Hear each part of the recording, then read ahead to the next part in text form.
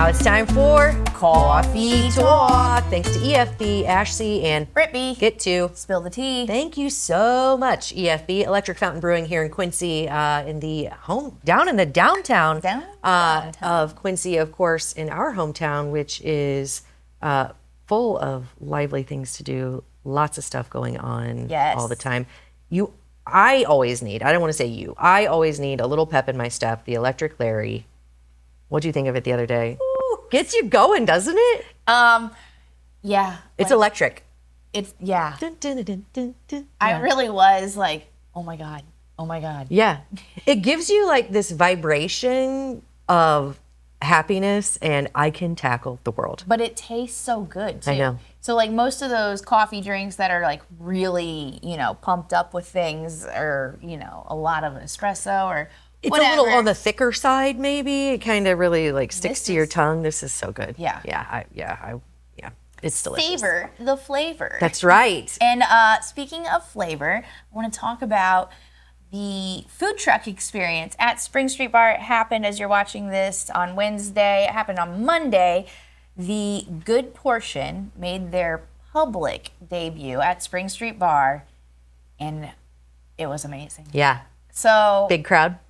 Huge crowd. Yeah. Like I did not expect that to happen. Most of the people obviously were there for the food, not to get the drinks. It was so hot out. So hot that people didn't want to drink, and so then they didn't want to come into the bar, which was nice, cool, and air conditioned while they were waiting, because they probably thought, hey, she's going to kick me out if I don't buy a drink. Yeah. And I probably would have.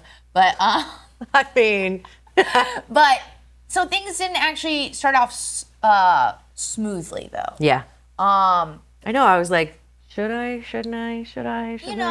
I think with everything, and also, again, this was the public debut. This was like the grand opening. It's basically a baby. Yeah. Yeah.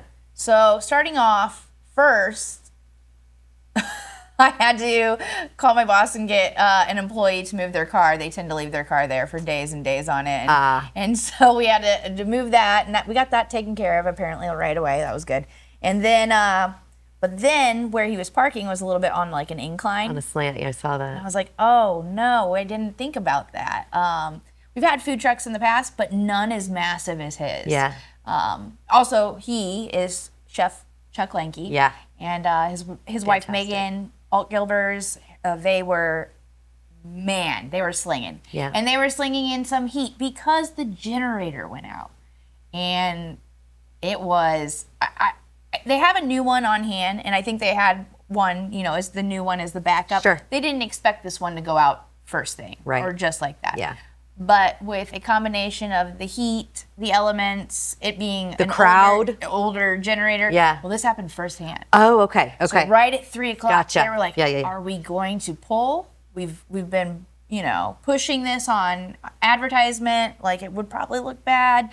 So what did they do? They cooked in the heat, no exhaust, no air, and they have the truck set up so it does have those things. Yeah, sure. So these elements were crazy. Every time I went in to like give them a pitcher of water, my vision was like, oh.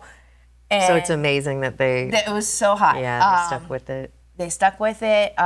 They had to put in a new generator though, so that later that night or Tuesday they had to do that instead of sticking with their schedule. I was thankful that they stuck it out for Spring Street, got that out there. I believe today they should be at Pro Dip. Yeah. And then they will be at Freedom Fest. What a wild week to start. I mean, it's like the heat wave of all heat waves. I know. There's so much going on. So probably, the so much going on was probably by design, but the heat wave definitely not part of the equation. But kudos for adapting and overcoming, because that is a huge part of owning a business, but also showing that dedication that they could have easily said, we're not going to make it. Oh my gosh, they're not those people. Yeah. And that's what I was thinking the whole time was, anybody else, they would have just called it off. Chuck will not give up. Yeah. He will not give up until, and like even when it was getting so hot, I'm like, when are you closing? Like, you guys have had a successful day. I'm not closing till I run out of food. Yeah. And they sold out of food at the very, very end. Also, while this was happening, Megan's stepdad, he was the man. He was sitting there just pouring ice on the generator and bringing it back to life. He works on generators because the whole time I was sitting there going, can you do that? Like, is this okay? Right? Yeah. And then I was also thinking to myself, Chuck and Megan are such good people. Yeah.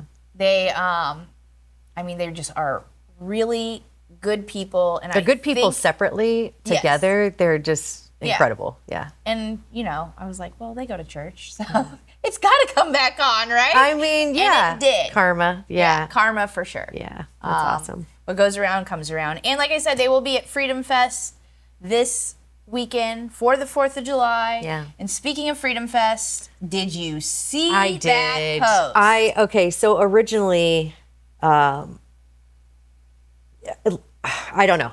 Originally, I was like, well, tell them what the post we're talking about. Yeah, so Ronnie Quinn did a post. It was like, it blows my mind, y'all. Well, it wasn't even that post. The original post was from Freedom Fest, simply stating that they wanted no weapons, that included knives, no drugs, no fireworks, no pets outside of service animals, and no coolers. First thing everyone was like, freedom. Ha. Yeah. I'm like, are you kidding me? Like, the event itself is fireworks. Why would you be allowed to bring your fireworks there? And then people are going, no coolers in this heat? The whole event is about vendors. Yeah. And they're like, you can't stop me from bringing water to the park. No, they can because they reserved the park. And the vendors paid to be a part of this. Yes. Right? Like, there will be water there for sale. If you don't like that, then don't enter that park if you can't leave your gun at home and that's the big one. What do you can't leave your gun at home for a family-friendly... I think it was like, the what's the amendment? Second Amendment. And they were like, oh, hell of a Freedom Fest if you can't, stand up for the Second Amendment. But here's the thing, and this was her post that I was talking about, because I fully respect and agree with what she's saying. So she's like, it blows my mind that y'all will stand in line, pay incredible prices, incredible meaning high prices for concerts, other events, any kind of event where you have to go in. Gathering. Any kind of gathering. You're not allowed to take weapons. No. You're not allowed to take in your own drinks unless it's specified, right? Like, what are you guys... But I think part of it is because it's a park, a public park, that they're thinking this in their mindset. Yeah, which then brings us to the fact that I've read through those comments, and I probably should have done my homework on this before I say this out loud, but we could look it up pretty easily. Illinois parks, it is illegal to bring your guns into Illinois parks regardless. Let's ask. Yeah, go ahead. Let's ask them. Well, I mean... But, again, so the things that she's asking, it's just, common sense. And it's the board asking, not her. She's the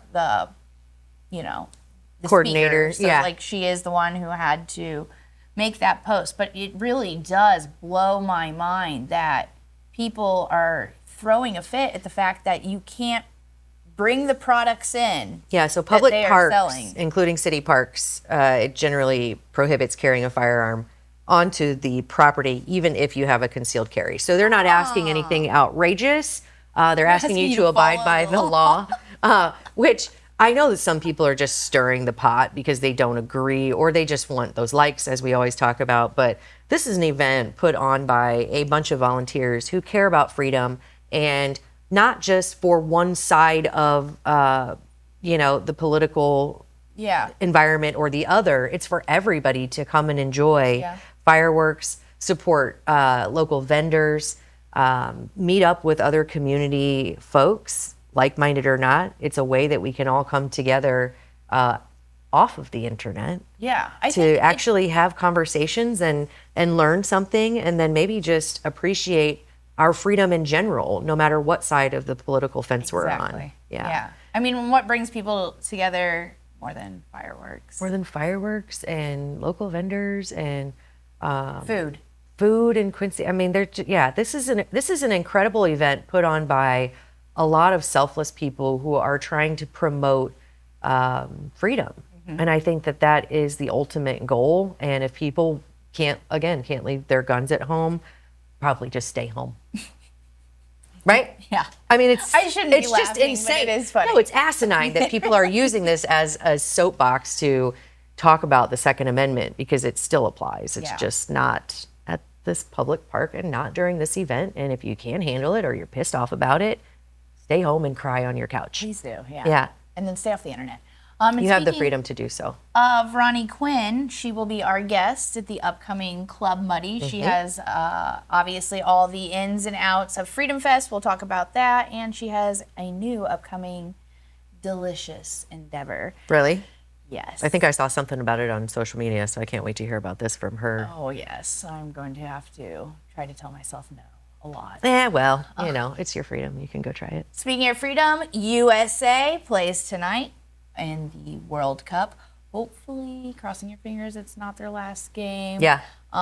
There are a lot of watch parties around the area, and a big thing, we were discussing this the last Club Muddy, is part of like soccer culture is watching the big game with a big group of people. Yeah. In a pub, in a gathering. In whatever. a living room. Yeah. Yeah. With other people is the big thing, because those games can get long and drawn out. So I think the whole point is keep that energy level up. Yes. With show other some people. support. Maybe get rowdy. Yes. So one of the places here in Quincy that is hosting a watch party tonight, I think they still have tickets, is the Rathskeller. That's located at 900 York Street. Somewhere in there. We won't quote her on that. Just drive down York. You'll find it. But that is in partnership with a couple of local eateries. They're going to have food, drinks, and that's also included in your ticket price. Also over in Hannibal, I believe it's free to the public. Main Street Social House is going to have a gathering as well. Both places encourage you to wear your red, white, and blue. Yep. And again, I'm hoping that this is not the last game for USA. I'm enjoying. Are you? I like the, not so much watching the whole entire game because, like I said, it gets long and drawn out. Yeah. But the camaraderie, and then seeing USA is just being elevated on a level of hospitality, like we've talked about. Yeah. It's just nice that, we're not as crummy as everyone thinks we are. Uniting the world one soccer ball at a time. Speaking of not as crummy as everyone thinks we are, we end this always with our good news brews. Yes, let's talk about it. This is something Brittany and I talked about before, so we're just really, I think, pleased by this one. It's very, very cool. So We Melt's Bait and Tackle, of course, here in Quincy. It says, effective immediately, the Vet's Home in Quincy has always had an account at We Melt, so we are starting it again. If you come by, you can donate to the Veterans Home account. So when they need fishing supplies or bait, they have access to it without having to deal with the chain of command of the state, and it will already be paid for. So go by We Melt's and donate to that account so these veterans, very deserving veterans, can go in and grab their bait and tackle without having to expense it or get approval, because they deserve it. And how cool is that? That is really cool. I mean, a local business showing up for veterans like that, especially local veterans. Yeah. So cool. Also, it's kind of cool that we just have a bait and tackle shop still. My aunt had a gathering at her house. She's selling it, by the way, if you're interested. It's the most beautiful home out there. Shameless plug. But if you are interested, get a hold of me. She had a gathering, and her home sits on a pond. And my aunt said, well, if you don't want to cook anything, just go grab worms. I'm not a fisher gal. I don't even know. I was like, I don't even know where to get worms. And they were like, We Melt's, of course. Yeah. I'm like, oh, duh. But, I'm not in that. I'm not in that realm. I'm not in that world. So I was like, oh, so just a good reminder that We Melt's is still here and still supporting our community and, of course, our veterans. That was very awesome. Very USA. It is very USA. It is officially time to celebrate, if you haven't been already, 250th birthday of our beautiful America, land of the free, home of the brave, right? Did I say that right? I feel like I always get things backwards. Home of the free, land of the brave. No, you said it right. Well, yeah.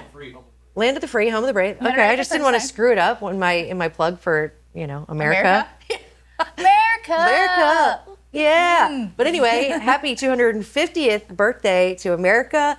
let's get out there and celebrate, but let's do it with kindness. Let's do it with, some courtesy and, just goodwill towards our fellow men and women. Absolutely. And no guns at the park. Okay, guys? Okay. Yeah, all right. Go enjoy some bang, bang, pow, pows, but the beauty in the sky, not the ones that comes out of the, How's that? Is that good? Okay. All right. Well, on that note, thank you so much, EFB, for providing us with yet another opportunity to talk about all things coffee talk, right? Yep. Well, I think that does it for this episode of Coffee Talk. We'll catch you next time.